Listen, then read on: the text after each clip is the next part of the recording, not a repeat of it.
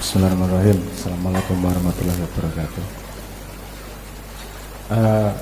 Tadi karena Mas Helmi memberi judul ini adalah kuliah, ngono ya. Berarti saya akan mencoba menjelaskan beberapa konsep ini secara runut. Ada tadi yang kurang lengkap juga. Tadi beberapa kata disebutkan seperti otak, akal, nalar, tapi letaknya belum ditata dengan baik. Saya akan mencoba mengurutkan dari paling bawah. Pertama dari otak dulu. Kalau ngomong otak, tidak hanya manusia yang punya otak, hewan juga punya otak. Jadi pembeda manusia dengan hewan bukan pada otaknya. Itu pertama. Yang kemudian nomor dua, dari otak itu ada kemungkinan untuk keluar yang namanya akal. Kalau dalam sains, akal itu munculnya disebut sebagai emergence, strong emergence. Nanti saya jelaskan sedikit demi sedikit. Emergence itu apa? Emergence adalah sesuatu yang keluar yang tidak diketahui sebabnya, yang tidak bisa diambil dari komponen-komponennya. Contoh paling sederhana seperti rumah. Kalau Anda melihat komponennya kan ono boto, ono gendeng. Tapi boto itu rumah atau bukan? Bukan. Gendeng itu rumah atau bukan? Bukan. Kayu itu rumah atau bukan? Bukan. Ketika dia ditata sedemikian rupa, jadilah yang namanya rumah. Rumah itu tidak datang dari sifat penyusunnya. Dia disusun sedemikian rupa untuk muncul sesuatu yang baru yang tidak ada sebelumnya. Itu yang disebut sebagai emergence. Emergence ada dua sifat, yaitu kuat dan lemah. Lemah itu kalau seperti tadi contohnya rumah. Karena sederhana nih, mau dihitung komponennya ya paling botol, gendeng, jumlahnya juga jumlahnya tidak terlalu banyak. Ngitung probabilitasnya juga tidak terlalu banyak rumah seperti apa. Nah, kalau otak itu kemungkinannya sangat banyak. Di dalam otak manusia terdiri sekitar 86 miliar saraf. 86 miliar. Jadi kemungkinan koneksinya di situ hitungan diri 86 miliar dikali 86 miliar kurang 1 dibagi 2, cara hitungnya ini. Oh, triliun probabilitas kemungkinan datangnya itu. Sehingga dia disebut sebagai emergence yang kuat. Artinya tidak ada yang tahu gimana kok keluar akal itu. Nah, pembeda utama akal sama bukan akal seperti apa? Ini justru dijelaskan dari agama. Ketika agama, sepemahaman saya, agama yang paling saya tahu Islam. Di agama Islam disebutkan manusia pertama adalah Nabi Adam. Dan pertama yang menjadi ciri manusianya adalah dia bisa diajarkan nama-nama, ya, nama-nama benda dan bisa menyebutkan kembali, gitu ya. Itu sebenarnya sederhana, tapi itu penanda yang amat sangat luar biasa penting. Karena begini, bahasa itu adalah alat komunikasi. Saya tanya, apakah hewan tidak bisa berkomunikasi? Hewan bisa berkomunikasi, tapi tidak dengan bahasa. Dia dengan yang namanya sinyal. Misalnya gini, kalau ayam, dia punya anak ayam, cara petok-petoknya beda kalau yang datang ular sama yang datang burung. Betul nggak? Dia komunikasi sama anaknya nih, petok-petok, anaknya ngelihat ke atas karena bahasa ibunya itu bahasa burung. Terus petoknya beda, itu artinya ngomong sama ular. Tapi bahasa itu hanya keluar ketika ada ularnya, ketika ada burungnya. Nggak bisa besok pas lagi santai dia ngomong sama anaknya, petok-petok cerita kemarin ada. Nah, nggak bisa. Yang bisa melakukan itu hanya manusia. Kenapa? Karena dia sudah mampu mensimbolkan dunia menjadi sesuatu kata-kata di dalam kepalanya, sehingga dunianya itu direngkuh di dalam kepalanya semua. Nah, itu beda utama akal. Akal mampu menembus waktu. Karena adanya bahasa, kita bisa cerita sesuatu yang 2 tahun yang lalu, kita bisa cerita yang 1 tahun yang lalu, kita bisa cerita zaman kecil, karena adanya bahasa dan dunia simbolisme yang ada di dalam kepala tersebut. Itu beda utama antara akal dan bukan akal. Justru yang paling memberi memberitahu di mana batasnya justru dari informasi agama. Manusia itu bukan, kalau menurut informasi agama, manusia yang berakal itu bukan urusan tangannya loro, kaki ini loro, raine koyo munyok, itu urusan itu tuh. Tapi definisinya jelas, yang sudah bisa berbahasa, sudah bisa menyimpulkan dalam kepalanya. Karena simbol ini ngarangi rakaruan ini. Gelas, bayangke huruf G E L A S hubungannya apa karo bentuk ini iki? Kan ora hubungannya sama sekali. Tapi itu simbol yang kita sepakati untuk bisa membuat dunia sendiri sehingga kita bisa mendiskusikannya. Itu namanya akal. Ciri, tadi saya garis bawahi lagi, ciri akal adalah alat untuk bisa menembus waktu. Jadi kamu bisa ngomong masa lalu, kamu bisa memprediksi masa depan. Itu perbedaan akal sama yang bukan akal. Karena akal yang bukan akal tadi bahasanya cuma pakai sinyal, bisa dipakai saat itu. Sepemahaman saya, sinyal itu paling lama 15 menit paling lama. Itu ketika singa berkoordinasi untuk mau nyari kerbau bareng-bareng, itu mereka bersinyal satu sama lain. Tapi setelah dapat dapat kerbonya gitu ya nggak cerita sambil makan, angel yo. Susah ya, mau gue mau orang nguyak ya, soalnya nyokot murah kenceng, enggak gitu juga. Menungso sing ngono kuwi. Karena dia punya bahasa, dia bisa menghidupkan pengalaman kejadian kembali dengan bahasanya. Itu akal. Sifat akal adalah mampu menembus waktu. Oke, kita sudah tahu otak itu hardware-nya, akal adalah emergence-nya. Ini belum nalar ini, karena akal masih mesin yang belum diisi apa-apa. Terus kemudian nalar. Di antara ini yang saya tadi ngomong ini belum disinggung sama sekali, karena antara akal sama nalar masih ada sesuatu di tengahnya. Bayangkan begini, kita bayi, kita tidak punya apa-apa dalam kepala. Jadi kita perlu, karena kita punya memori, kita bisa melihat di luar sesuatu yang di luar, kita perlu membangun dunia yang masuk akal dalam tanda petik. Cara membangun dunia masuk akal gimana? Itu membangun penalaran. Jadi kamu dengar dari orang tua, kamu dengar dari guru, bermain sama temen, kamu menyambungkan sebab akibat sehingga terbangun nalar di situ. Bayangkan, kalau saya membayangkan seperti gini, anak yang baru lahir itu seperti orang yang duduk di pinggir sungai dan dia membangun rumah dari semua kayu yang lewat sungai. Ketemu kayu dipasang, rumahnya tidak bagus, penalarannya belum sampai umur 18, itu yang dalam kepalanya hanyalah apa yang dia temukan, dia belum bisa membangun rumah sendiri. Efek sampingnya di sini, ini membangun rumah sembarangan dalam tanda petik ya, karena apa yang dia dapatkan yang lewat diambil itu aja. Ini efek sampingnya terbangun yang namanya paradigma. Ini yang saya sebut sebagai hijab dari akal. Karena setelah akal ada paradigma dulu, baru kemudian ada nalar. Paradigma, kalau tadi nalar adalah memandang, paradigma adalah kacamata ketika matamu memandang. Kalau kacamatanya hijau, dunianya kelihatan lebih hijau, betul nggak? Kalau kacamatanya merah, dunianya kelihatan lebih merah. Ini paradigma, ini hijab dari akal. Tidak semua akal itu bisa melihat sesuatu jernih apa adanya, karena dia masih tertutupi hijab. Kalau mau melihat paling sederhana, hijab yang terjadi hampir pada sebuah manusia mungkin ada dibagi dua aja sederhananya. Paradigma agen dan paradigma korban. Ada orang yang karena kacamatanya korban, ngelihat apa-apa dia merasa menjadi korban. Aku korban iki mingan, aku main korban iki, ndelok iki korban, ndelok aku.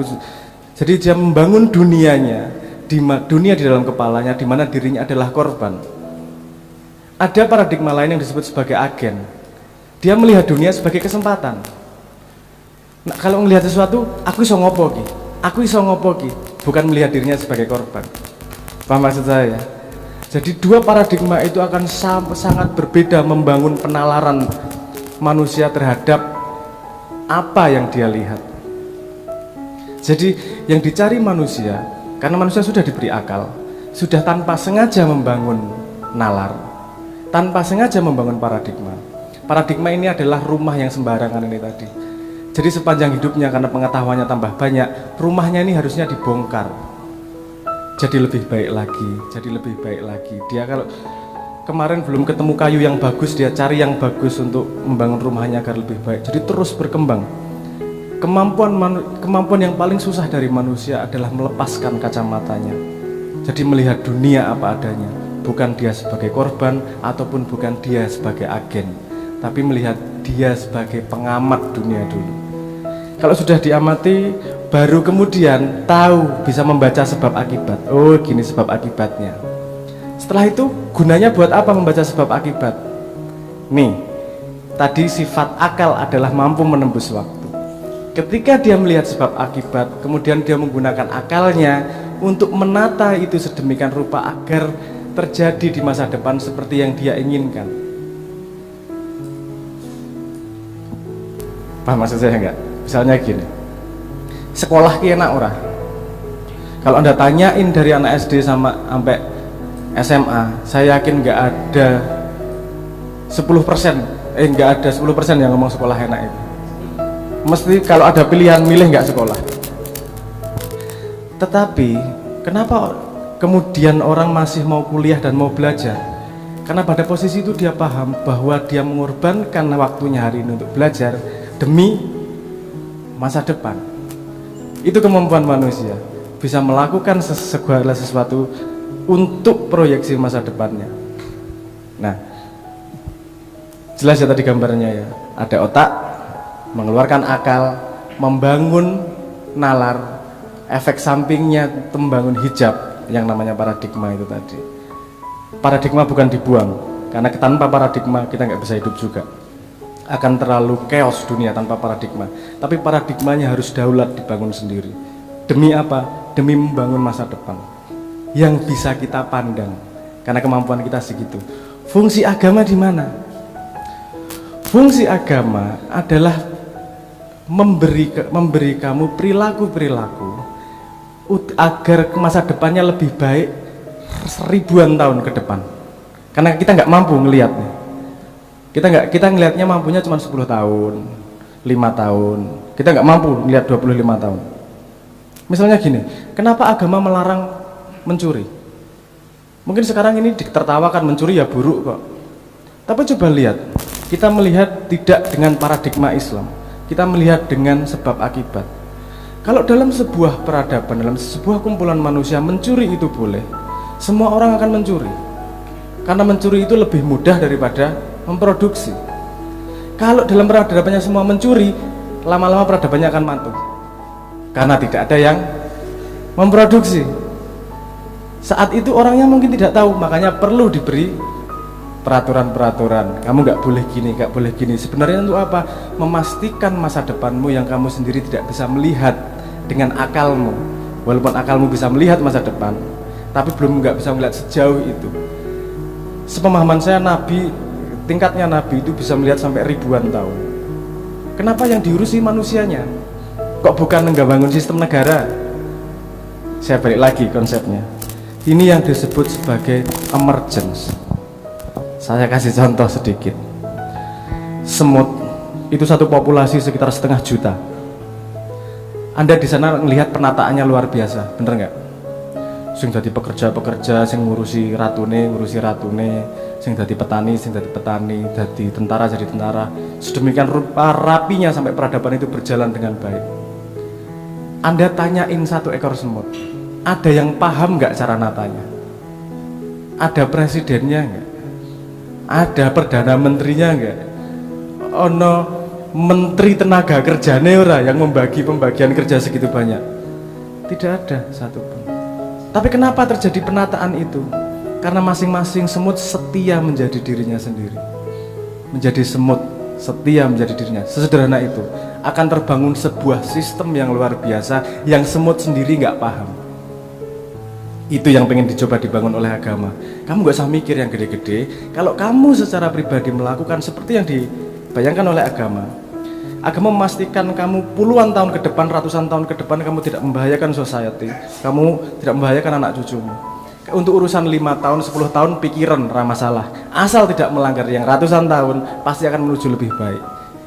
Yang kita inisiatifkan hanyalah speednya perubahan seberapa. Tapi yang disediakan oleh agama adalah kepastian tracknya menuju sesuatu yang lebih baik. Jadi kalau baldatun thayyibatun, negara yang dijanjikan agama itu tidak akan dibangun oleh satu manusia, karena sistemnya tidak mungkin dibayangkan oleh manusia, seperti ketidakmampuan semut untuk membayangkan sebuah sistem yang segitu luar biasa kompleksnya. Nanti akan terbangun sendiri emergence, akan terbangun sendiri sesuatu yang lahir dari yang tidak kita pahami, asal kita setia menjadi diri sendiri, menggunakan akal, menggunakan otak, menggunakan nalar dengan paradigma yang kita bangun, paradigma yang sebersih mungkin tanpa hijab akalnya. Mungkin itu yang bisa saya sampaikan, pemetaan tentang otak, akal, hijab, paradigma itu tadi, sama nalar. Matur nuwun. Assalamualaikum warahmatullahi wabarakatuh. Mungkin Sabrang kita mohon menjelaskan bahwa fungsi akal tadi juga terjadi pada hati, itu Brang. Iya. Ini mungkin agak esoteris sedikit kalau ngomong tentang hati. Tadi kita ngomong dari titik akal. Akal dia butuh otak, hardware-nya. Kenapa? Karena otak bisa menyimpan memori. Tidak mungkin terjadi namanya akal kalau kamu tidak punya ingatan. Betul nggak? Memori. Oke. Otak hanya bisa memproses memori yang kamu kumpulkan sejak lahir, karena otak ada sejak lahir. Tapi di dalam diri manusia ada berapa jenis memori? Ada 8 jenis memori. Saya sebutkan beberapa saja. Yang di dalam kepala, yang kamu ingat itu adalah memori yang kamu kumpulkan sejak lahir. Memori itu artinya data ya. Memori yang ada di dalam DNA-mu itu ada sejak Adam. Memori yang ada di selmu ada sejak terjadinya makhluk hidup. Memori yang ada di atommu ada sejak terciptanya jagat raya. Cuman akalmu bisa nyampe enggak untuk bisa mengolah informasi itu menjadi kata-kata. Hampir semua manusia tidak bisa mengolahnya menjadi kata-kata. Tingkat makom manusia, sepemahaman saya, adalah kemampuan dia mengambil informasi sampai sejauh apa ke belakang. Nabi-nabi kenapa bisa sampai nyambung segitu? Karena memorinya bisa sampai pada memori atomiknya, dimana ketika terjadi jagat raya awal, ingat dia, karena ada di dalam diri manusianya. Nah, memori itu pasti karena terkumpul, pasti menjadi pemikiran, pasti menjadi kesimpulan, pasti menjadi sesuatu yang bisa kita pahami. Itu keluarnya di mana? Itu keluarnya sepemahaman saya di hati. Jadi kalau akal di kepala berdasarkan memori dari Anda lahir, mulai lahir, yang keluar dari hati itu berdasarkan memori dari ketika terciptanya jagat raya. Jadi dia lebih jauh daripada informasi agama untuk memastikan manusia. Dia tidak hanya memastikan peradaban manusia berjalan, tapi hati memastikan manusia sampai kembali kepada asalnya. Karena pikiran di dalam hati manusia bersandarkan pada memori sampai memori atomik ketika awal terjadinya jagat raya. Semahaman saya begitu. Jadi sebenarnya kalau kita menggambar pemahaman tadi itu secara material atau fisik, itu kita akan terjebak, karena kalau ngomong otak dan akal ada di kepala, kalau ngomong hati ada di dada gitu ya. Padahal sebenarnya gelembungnya, strukturnya, lapisannya tidak seperti itu.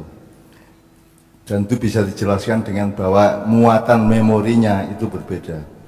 Jadi kalau di akal itu adalah yang dia simpan, dia olah sejak bayi, tapi kalau memori di dalam hati, dan hati pun berlapis-lapis ya, itu seperti saya bilang memori atomik, memori apalagi Bang? Memori evolusional, memori DNA, memori Nah, atomik. sementara jadi ternyata akal dan otak itu kan lapisan, bukan dua hal yang berbeda. Dia lapisan dengan fungsi yang sebenarnya hampir sama, tetapi keluasan kosmosnya berbeda. Jadi hati itu sendiri ada, Pak Muzamil, ada kolbun, ada fuadun, ada sodrun, ada lagi apa lagi? Ada lubun, ada lagi dokun. Jadi kalau nek seniman kui kan mergo doke kuat, dokasin karo ya, jadi dok itu nek cara Jawane ngeng itu kan output. dari budaya Jawa, tapi kan orang nggak bisa menjelaskan ngeng itu apa, ono rasa ning jero gitu kan. Nah ning jero ki jero sepiro itu Anda harus mengerti lapisan bahwa ini ada kolbun, ada fuadun, ada sodrun, ada lubun, terus nanti yang terdalam ini juga jangan dianggap lebih kecil, karena sekarang kalau kita ngomong makro dan mikrokosmos, ternyata makrokosmos itu ada di dalam mikrokosmosnya manusia yang jauh di dalam dirinya. Jadi kita kan bisanya itu berpikir nalarnya kan nalar material, selalu nalar material, bahwa besar itu gitu itu omboi kaya ngono kuwi. Padahal sebenarnya besar kecil itu kalau Anda pakai nalar kolbun, nalar kolbiyah, nalar sodriyah, dan nalar lubiyah atau rokiyah, fuadiyah itu berbeda. Jadi itu sebabnya saya menulis Indonesia bagian dari desa saya. Itu kan kalau Anda pakai nalar material kan seharusnya kan desa sebagai bagian dari Indonesia saya kan gitu. Tapi saya kan berpikirnya Indonesia bagian dari desa saya karena cara berpikir yang saya berang uraikan tadi itu. Nah teman-teman sekalian, sebenarnya manusia begitu dahsyatnya, dari sekedar materi, dari sekedar air mani, dari sekedar segumpal darah, tapi ternyata dia menyimpan Tuhan di dalamnya, menyimpan fenomena-fenomena dan paradigma yang bisa dikatakan tidak terbatas. Sekarang kalau tanya, sebenarnya fungsi akal yang dikenali manusia itu sejauh ini oleh sains berapa persen sudah difungsikan oleh umat manusia sampai ke tingkat orang pintar yang dasar? Apa wis 90% apa isi pirong fungsi akal manusia? Kalau sepemahaman saya di dunia sains, otak itu dipakai hampir 100% semua. Terus kalau dipakainya ya mungkin yang dipakai disadar 9-10%, sisanya untuk ngurusi yang jantungmu, ngurusi saraf, sehingga tok pikir tapi berjalan sendiri, itu ngolah metabolisme dan seterusnya. Ya, jadi teman-teman sekalian, itu yang tadi di awal kita omongkan bahwa di dalam manusia itu kalau dia memisahkan dirinya dari alam seperti ideologi pasca Renaissance ya, di mana alam ditaklukkan, maka dia pasti kehilangan dirinya, karena sesungguhnya sifat yang paling dasar dari manusia justru alam itu ya. Justru apa yang disebut tadi memori atomik, memori macam-macam itu. Jadi fungsi alam dalam diri manusia itu jangan sampai hilang. Jangan sampai Anda melihat alam sebagai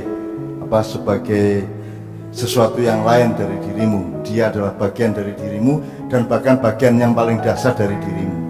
Itu sebabnya kita sebutnya sohibu baiti ya. Jadi kita tidak berharap-harap Allah itu ada di dalam jiwa kita. Kita tidak berharap memang Allah ada dalam diri kita, dan kalau tidak Allah terus siapa lagi kan begitu. Loh nek senes Allah njur sinten melih, sudah hanya Allah sudah. Nah, karena kalau diperlembut atau diperbesar dalam memori tadi itu kan diperkecil atau dibesar menjadi tidak material lagi ya Bang ya, yang sangat lembut, karena Allah itu latif ya, latif, dan itu sifat yang paling dasar dari Allah adalah justru yang maha lembut itu. Karena kelembutan di situ kalau secara materi adalah barang yang kecil banget, yang lembut banget, padahal kelembutan dalam arti itu adalah justru dia yang paling merangkum seluruh kekasaran, seluruh alam kasar ini justru dikandung di dalam lutfun itu. Makanya kita wiritan sebelum Covid kemarin, Kotrota Lutfi Muhammadin kan itu.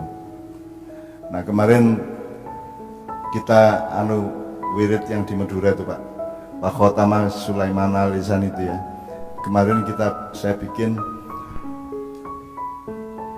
Wa Khotama Sulaiman Al-Lisani. Lah saya bikin gini Pak Muzamil, ini mohon maaf, ini perkembangan dari blog saya ya.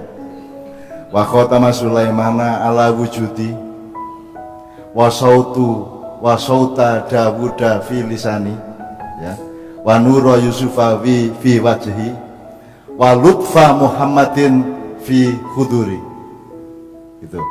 Jadi saya mencoba melihat itu sebagai sebuah kelengkapan yang menyeluruh, karena Cincin-cincinnya Nabi Sulaiman itu ada di seluruh wujudmu. Kemudian lidahnya Nabi Daud itu ada di lidahmu. Suaranya Nabi Daud, jadi nek kowe nyuara kuwi suara Nabi Daud, dan suara Nabi Daud itu yang terindah di dalam pengetahuan kita, itu yang terindah itu suara Nabi Daud.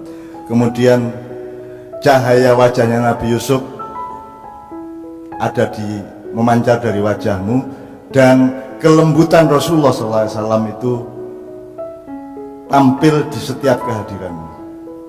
Oke teman sekalian, alhamdulillahirobbilalamin. Saya kira sekarang kita giliran teman-teman dari 5 gunung dulu, setelah itu Tantok ya, atau Tantok yang mengendalikan yang. Saya nambah sedikit itu. Iya. Tadi kalau Mas Abraham bicara fungsi agama itu ya. Mungkin salah satunya Mas Abraham fungsi agama yang memang tidak bisa dicapai oleh sains, seperti yang dikatakan oleh beliau tadi, hal-hal yang memang berada di luar akal dan di luar jangkauan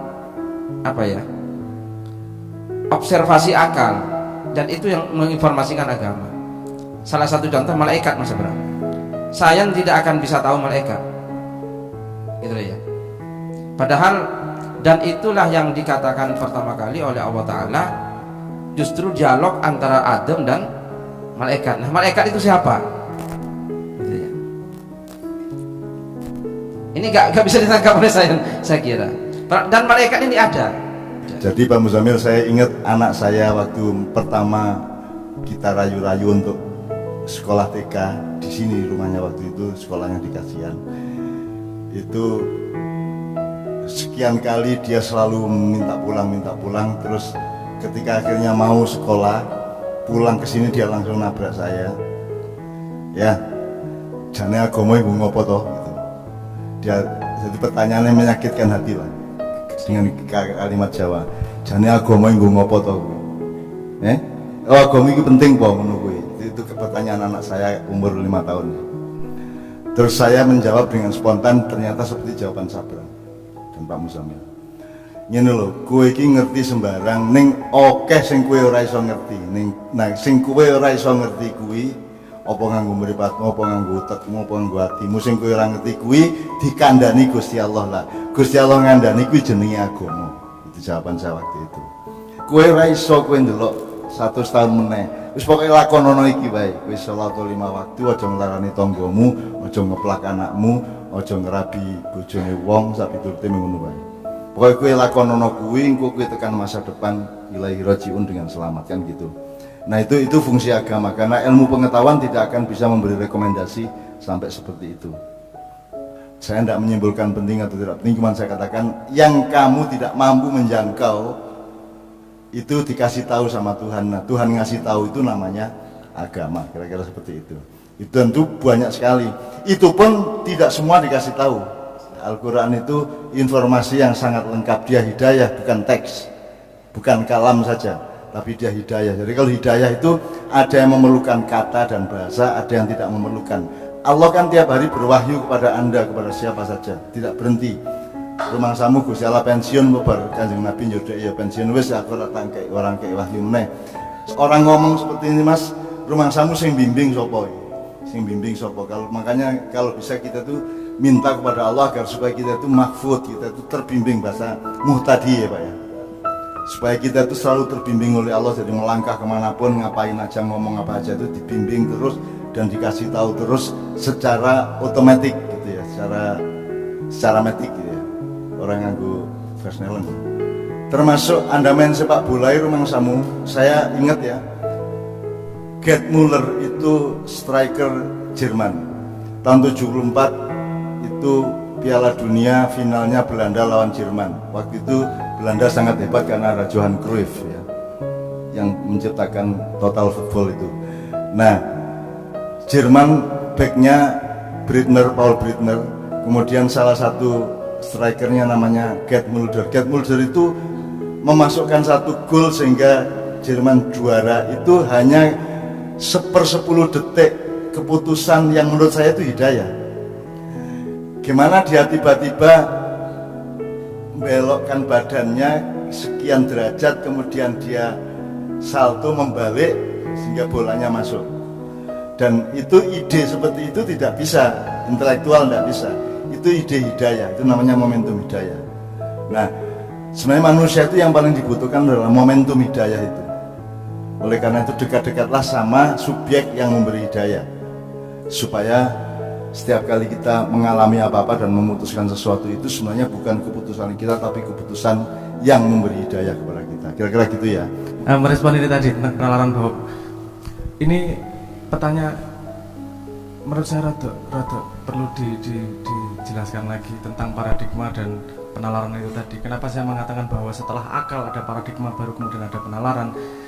Karena yang dihadapi pada basicnya yang dihadapi manusia kan sama, apa yang disebut dirinya dan bagaimana dia memahami realitas.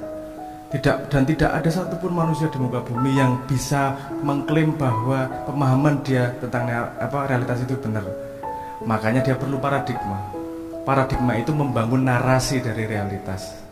Dari narasi kalau tadi mengatakan bahwa sejak Renaissance, sejak René Descartes, sebenarnya kalau mau ngomong garisnya sejak Descartes ya, bahwa betapa reduksionis, Newtonian reduksionis itu menjadi primer di dunia perkembangan di dunia modern ini, karena dia yang membersamai terbangunnya revolusi industri juga, sehingga mau tidak mau kita kebangun ke sana.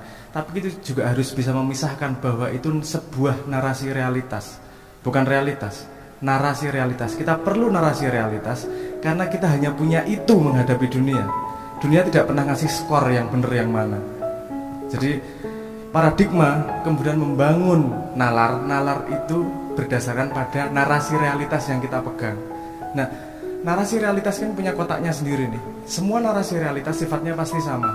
Pertama punya aksioma yang dipercayai, kemudian dari aksiomanya dibangun sebab akibat yang menjadi teorema. Teoremanya itu kemudian jadi sebuah sistem.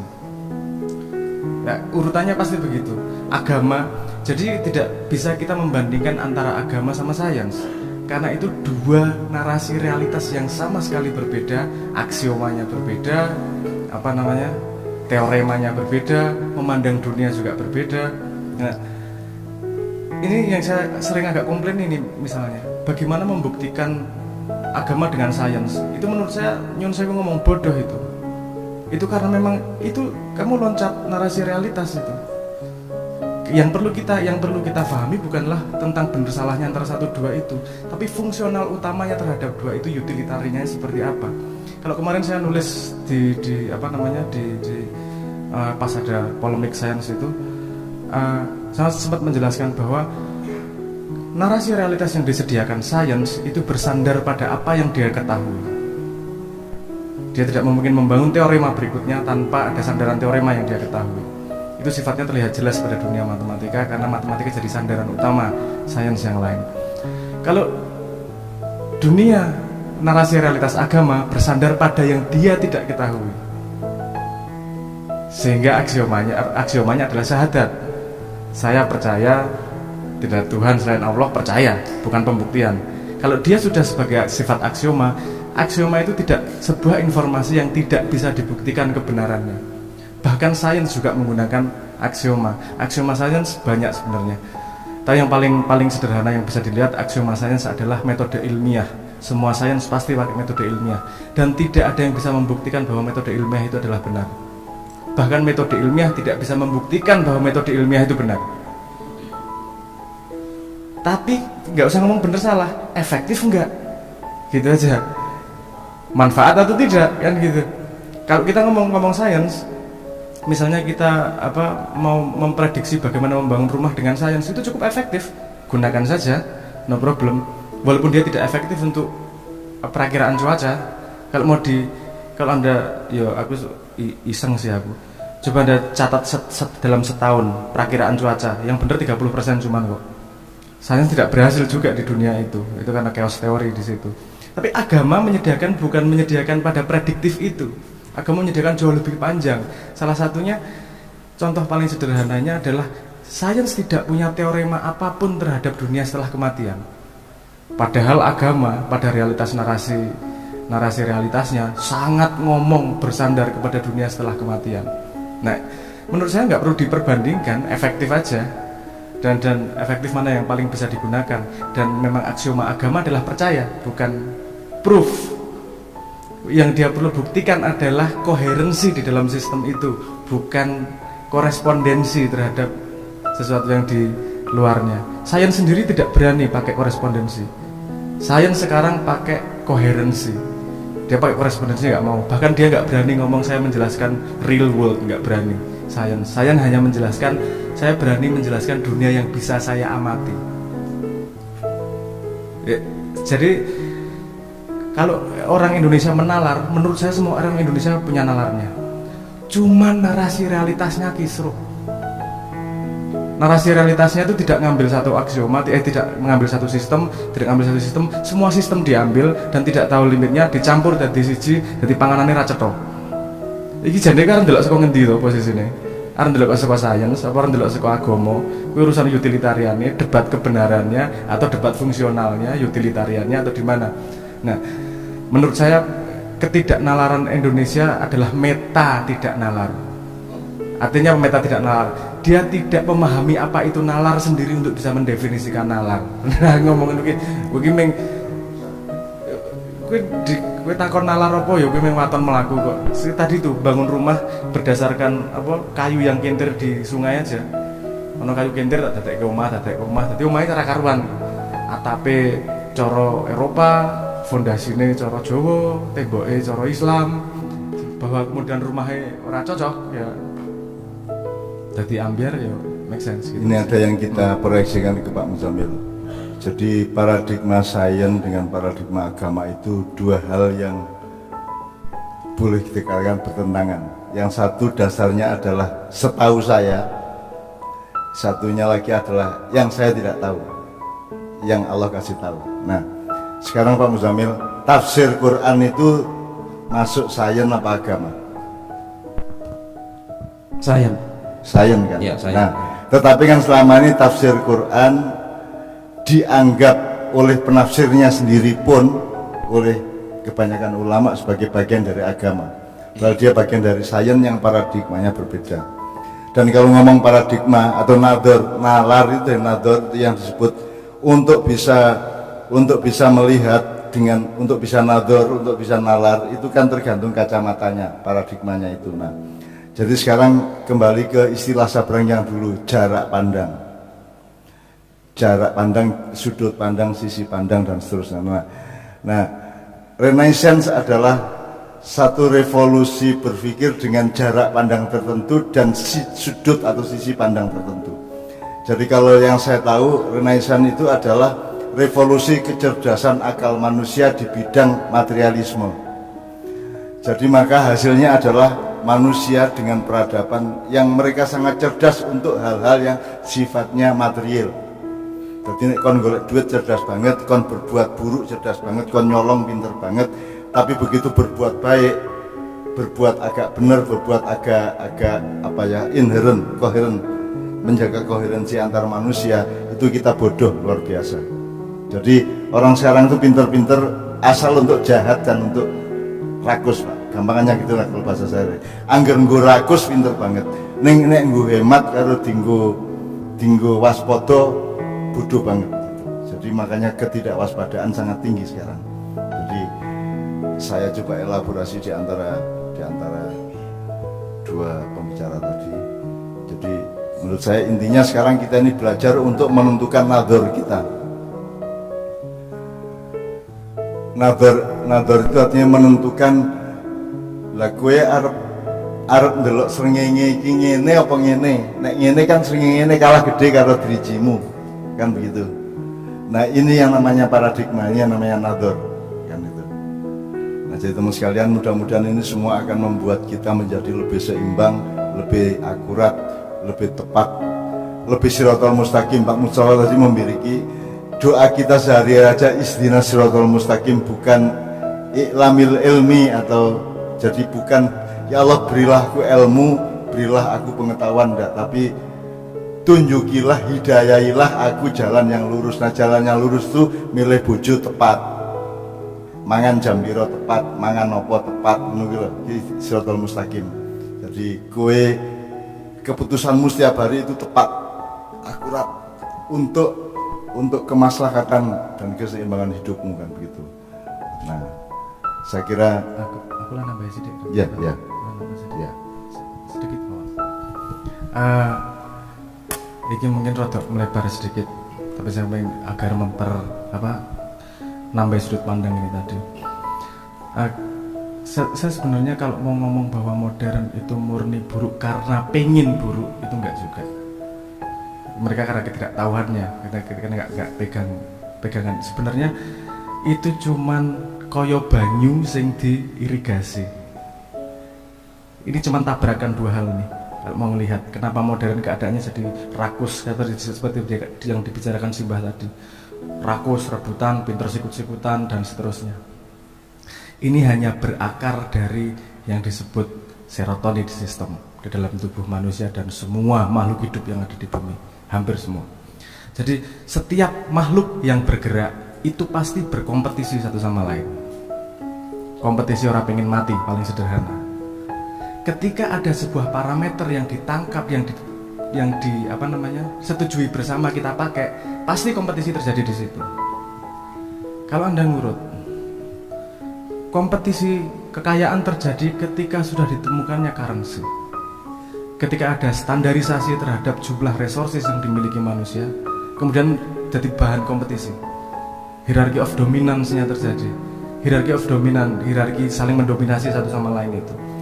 Jadi parameter menghasilkan perlombaan. Perlombaan itu tidak bisa dihilangkan karena itu sifat dasar dari semua makhluk hidup. Itu bagian dari memori sel, bahkan bukan memori kepala. Jadi kita nggak bisa lepas dari itu. Dan agama memberi jawaban sebenarnya. Lombanya jangan pada duit, lombanya pada kebaikan. Kalau hierarkinya peradaban terjadi pada lomba kebaikan, kita akan menghadapi peradaban yang sama sekali berbeda.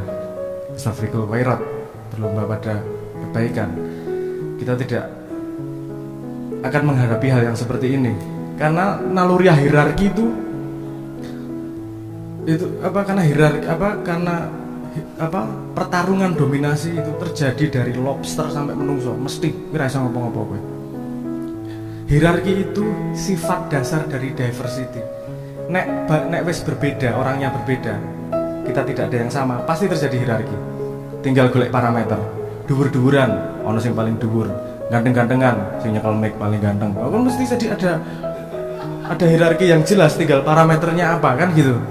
Ya, sekarang yang dipakai parameter utamanya adalah jumlah duit yang kita pahami bersama bahwa itu refleksi dari resources yang dia miliki. Lombane neng kono ya mesti sikut-sikutan, ya mesti rebut-rebutan karena parameter itu loh dulu. Ya, money politik berlaku sampai sekarang ya karena itu soal materialisme, Bang. Sekarang dunia ilmiah, dunia rohaniyah ya. Saya menyebut ilmu itu rohaniyah. Jadi semua ilmuwan itu bagi saya rohaniawan, apalagi seniman. Seniman itu rohaniawan karena dia urusannya betul-betul sama metabolisme roh ya. Seperti saya bilang tadi ya Mas ya, ada berapa miliar saraf tadi Bang? 86 miliar. Jadi probabilitas atau kemungkinan yang bisa terjadi dari 80 helai saraf itu kan tidak terhitung dan tidak terjangkau oleh kita. Wong saiki do re mi fa sol ming rolas pira? Rolas apa pira kuwi? Nadai pira?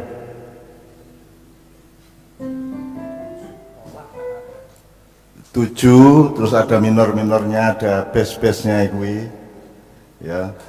Itu aja menjadi berjuta-juta lagu, ya Mas. Sekarang bayangkan dari 12 miliar helai saraf. Jadi fenomena seperti Bapak yang Katolik yang Bismillahirrahmanirrahim dan Alhamdulillahirrahmanirrahim Pak Ismanto sama Mas yang Mas Fauzi tadi, itu menurut saya itu juga ada berjuta-juta yang lain fenomena yang saya tidak bisa menjawab, Mas. Jadi kalau kita berdialog di dalam lingkup sains atau ilmu pengetahuan dan rasionalitas atau nalar, jadi nalar di situ, nalar itu kan bagian dari mesinnya manusia, tetapi manusia jadi subjeknya manusia bukan nalarnya. Jadi nalarnya itu bukan pemimpinnya, nalar itu kita pimpin. Jadi gampangannya nek wong cara wong desa uteki ming anak buah sing pemimpin ki atimu. Nah, atimu karep piye kan begitu nek cara wong desa gitu. Makanya cari jawabannya adalah ke agama dan budaya. Misalnya mulane wong ki mergo macem-macem ora iso dirumuskan, ono sing dawa, ono sing cendak, ono sing sedengan, ono sing ombo, ono sing ciut, ono sing dangkal, ono sing mendalam dan seterusnya.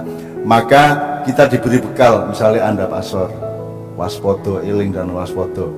Nah, jadi kita juga tidak perlu memasuki dunia nalar sampai seperti para ilmuwan. Sing penting kuwi uripmu iso selamat, iso bener, iso tekan panggonane sing tenanan. Dan itu kan bekal. Kalau dari agama kan tawadhu atau apa andap asor nek cara Jawa, utawa waspodo itu bahasa Islame takwa. Nek tawakal ki pokoknya kue percaya menggantungkan diri kepada sesuatu yang kamu tidak paham. Jadi kue mau rene kan orang ngerti tuh kira-kira kok mati apa ora ngerti, ning pokoknya kue tawakal baik kue rene kan gitu. Itu namanya tawakal. Jadi bergantung kepada sesuatu yang tidak bisa dijangkau oleh nalar, tapi kita percaya. Jadi kalau di maknya hal-hal dalam kehidupan yang bisa kamu jangkau dengan akal itu namanya ilmu. Kalau bisa kamu jangkau dengan ilmu itu namanya nalar tadi. Tapi hal-hal yang kamu tidak bisa jangkau dengan nalar, kita menjangkaunya dengan agama. Nah, agama itu prinsip utamanya adalah kue percaya. Bojomu kan ya bingung to nek kue metu ngomah esuk nganti sore ngopo wae kan ya janjane nek dikuntit kan ya urung karuan. Tapi yang penting kan percaya, Mas. Jadi makanya ada hidup itu memang perlu agama, karena manusia tidak akan bisa tenang tanpa faktor-faktor yang agama menawarkan, misalnya kepercayaan, rendah hati, andap asor, waspod eling lan waspodo dan apa menah liyane ya. Nek Jawa akeh banget kuwi wis jangkep, Jawa kuwi wis iso dadi agama asline. Karena ajaran-ajaran budaya dan filosofinya itu mirip dan hampir seutuh agama dari Allah itu sendiri. Makanya saya menyebut Islam dan Jawa itu kayak tumbuh ketemu tutup. Jadi Jawa ki wis tumbuh ning urung ana tutupe, nah tutupe kuwi Islam. Nek aku pengetahuanku kaya ngono kuwi. Jadi menungsa ki ora njur kudu menguasai nalar, ora kudu ngerti kae nalar ora kudu pinter. Mulane Gusti Allah ora payu. Kowe ora payu nek mengandalkan pinter nang Gusti Allah. Sugih ya ora payu nang ngarepe Allah, pinter ya ora, hebat sekti ya ora payu. Ya.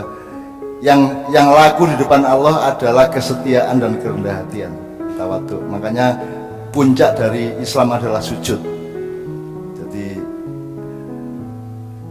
transisi dari ngadeg, mengakui, kemudian rukuk, kemudian puncaknya adalah sujud. Jadi ketika kepala kita yang paling berharga ini kita tempelkan ke tanah, ke tempat yang paling rendah, itu artinya kita bersedia untuk mendapatkan keselamatan bersama, dengan siap sewaktu-waktu kita merendahkan diri andap asor sampai seberapapun. Kira-kira seperti itu. Tapi sebelum Kiai Kanjeng, kita dengarkan Pak Mustafa dulu. Jadi teman-teman sekalian, Anda ketawa dan kita menikmati bergembira itu karena ada 2 atau 3 helai syaraf yang bertemu di dalam otak dan hati kita. Nah, kalau ada 12 miliar jumlah syaraf, maka yang disebut nalar adalah logika atau rasio dari bertemunya 2 helai atau 3 helai saraf tadi itu. Nah, kita tadi ketawa dan bergembira mendengarkan Pak Mustafa itu pertemuan antara saraf ke mungkin 10 miliar 150 ribu kesekian dan seterusnya lah. Jadi pertemuan 2 helai saraf itu menentukan satu satuan nalar yang berbeda satu sama lain. Nek kowe uripmu rada kokean wedi, kowe pijeten nisor susu kene iki ngiwonengen keluar. Nek kowe kekendelen nekat, kowe pijetan menjero ngene iki. Tiap hari, tiap pagi, sadurunge turu barang kae. Iki nalare piye? Ayo dolekno itu ada di miliar ke 10 miliar sekian ribu sekian dan seterusnya kan gitu. Jadi betapa tidak terbatasnya nalar itu, sehingga kalau ada orang ngomong kok orang nalar kayak itu karena dia tidak berada di dalam satuan nalar tertentu yang sedang terjadi kan begitu. Nah, itulah Mustafa W. Hasyim yang nalar untuk memahaminya sederhana, yaitu bersyukur kepada ciptaan Allah. Utok wis ora sanggo liya-liyane. Ora iso negara manapun dengan kebudayaan secanggih apapun, dengan renaissance atau tidak mampu menciptakan Mustafa W. Hasyim, karena Mustafa W. Hasyim hanya bisa diciptakan secara otentik, langsung direct oleh Allah Subhanahu wa taala. Tepuk tangan untuk Mustafa. Imam, gini Mas, sekarang kita akhiri sebelum Pak Muzamin berdoa dengan satu nomor Kiai Kanjeng yang kita rekam tahun 98 kira-kira, yang berjudul Li Annahu Miki, cerita niki sambatan nang Gusti Allah. Sekarang saya tanyakan sama Sabrang, Brang, nalar manusia atau sains itu sudah bisa menjawab COVID atau belum? Sampai hari ini Kalau tujuannya menjawab adalah menemukan obatnya, belum. Bahkan mengidentifikasi gejalanya atau perilakunya apa sudah mencukupi? Sudah, dengan berjalannya waktu ini pengetahuan terus bertambah. Tambah. Tapi tidak bisa disebut bahwa nalar manusia sudah menjawab COVID, yang tidak bisa. Belum. Maka kalau ada sebagian masyarakat menjawab COVID secara agama, jangan marah, karena dia satuannya berbeda, nilai syarafnya juga berbeda. Jadi kalau zaman dulu ono pak gebluk kayak itu, kalau di Menturo di desa saya itu, kemudian kita selawatan keliling dari Cak Fuad naik becak disuruh pakai mikrofon, terus Cak Fuad yang mimpin selawatan, terus sampai di perempatan jalan adzan, terus keliling lagi adzan. Nah, nalarnya bagaimana kok pandemi atau epidemi kok dijawab dengan selawat? Itu kan bukan tidak nalar, itu butuh satuan nalar tersendiri, butuh pengetahuan mengenai nilai saraf ke berapa miliar yang berhubungan dengan itu. Kan kui nek istilahku telek manuk. Jadi nasib itu kan ora iso kok nalar. Nasib iki mung kaya kowe liwat ning kantor pos ana kawat listrik kae, nduk ana manuk oke banget, sing liwat ana sing ketelekan ana sing ora. Nah, untuk ketelekan kan kowe ora iso menentukan, dan tidak bisa pakai sains. Dan ketelekan manuk dengan hidayah Allah, takdir Allah atau ketentuan Allah, makhluk Allah, itu tidak bisa kamu tentukan. Maka cara mendekati nasib dan cara mendekati takdir itu tidak dengan ilmu pengetahuan, tetapi dengan agama, kepercayaan dan tawakal tadi. Wiling lantas bodoh dan percaya. Itu sekalian. Jadi karena COVID dan banyak sekali masalah di Indonesia tidak bisa diselesaikan oleh nalar manusia, oleh sainsnya manusia, maka kita juga harus melengkapi jawaban kita dengan jawaban agama. Nomor ini adalah nomor wirid yang berjudul An-Nahum, yang kita bikin tahun 98. Waktu itu suluknya dibawakan oleh Haddad Alwi, tapi malam hari digantikan oleh Imam Alwi, Haddad atau Haddad Fatawi, gitu ya. Haddad Fatawi ya. Teman sekalian, yang bisa menjawab semua ini hanyalah soihatan wahidah kalau dalam Al-Quran, yaitu satu kali teriakan keras dari Allah Subhanahu wa taala, maka semua akan selesai. Dan itu banyak sekali ayat-ayat Allah yang menunjukkan betapa berkuasanya Allah atas segala sesuatu. Innama amruhu idza arada syai'an ayyaqula lahu kun fayakun. Sekali lagi,